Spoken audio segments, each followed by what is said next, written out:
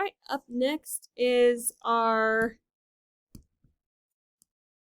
inverse trig section of our test preview. Remember that we have restrictions for inverse. So sine and tangent are restricted to quadrants 1 and 4. And then cosine inverse is restricted to quadrants 1 and 2. So we'll be using these semicircles to help us answer those questions for the test preview. All right, cosine inverse of -1. So we want to find an x value of -1 in our quadrant. So we go to cosine, and then we look to see, do we have an x value of -1? Which we do, so we're going to use that angle in radians for our answer. So our answer is just pi.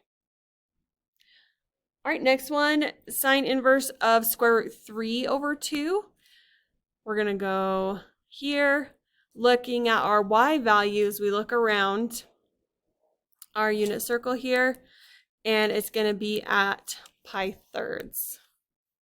So pi over 3. All right, and then our last one, when it's the double, we want to do the inside first, then do the outside inverse. So cosine of 2 pi thirds is going to be -1/2. That's just on our regular unit circle. So 2 pi thirds, our cosine is -1/2.